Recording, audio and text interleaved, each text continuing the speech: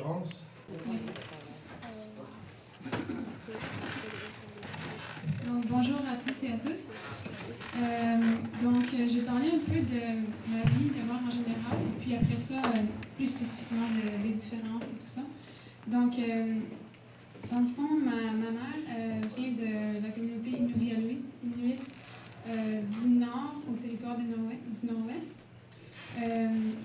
Elle vient d'un petit village qui s'appelle Tuktoyaktuk. C'est vraiment sur le bord du Yukon.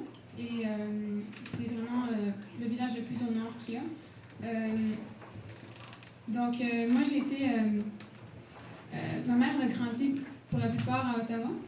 Et puis, ma grand-mère et la famille de ma mère, maintenant, habitent en partie à Ottawa. Les autres, j'ai de la famille au territoire du Nord-Ouest aussi.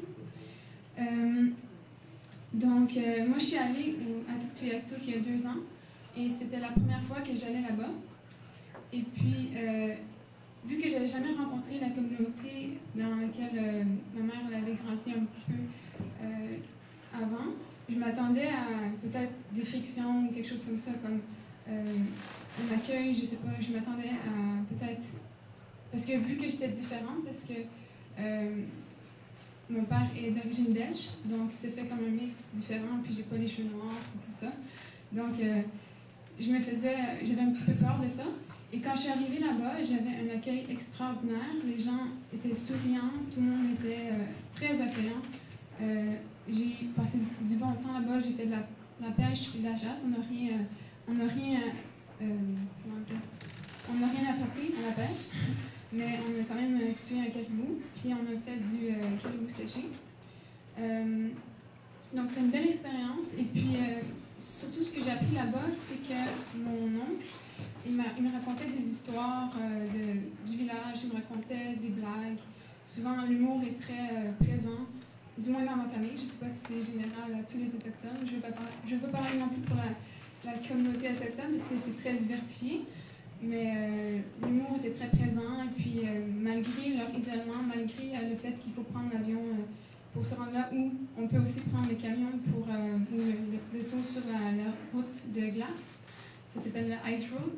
Puis ça, on peut la prendre une bonne partie de l'année, sauf l'été où ça devient de l'eau. Dans le fond, c'est des rivières. C'est près de la rivière Mackenzie. Donc, c'est ça.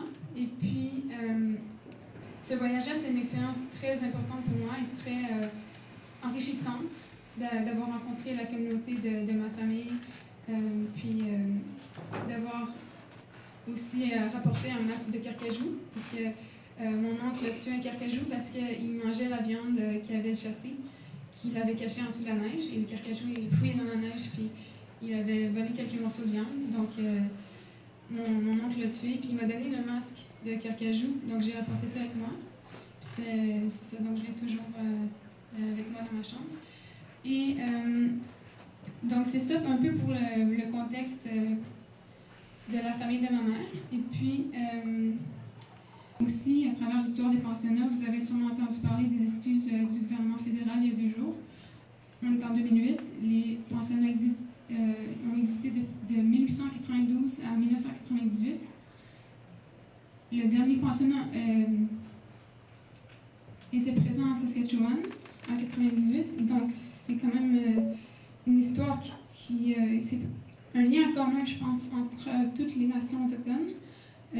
Tout le monde, peut-être dans sa famille, quelqu'un qui a été dans un pensionnat. Et puis, je pense que c'est important pour les peuples autochtones de recevoir ces excuses-là. C'est peut-être une partie un moment historique qui pourrait peut-être ouvrir une nouvelle porte et resserrer des liens différents entre les populations non autochtones et autochtones. Donc, c'est ça, je voulais surtout mettre en contexte, dans le fond, que les différences, non seulement culturelles qui sont présentes chez les peuples autochtones, sont dues aussi d'une réalité différente. Et donc, c'est à peu près ça que je voulais dire. Sinon, je pense que, je ne sais pas comment les peuples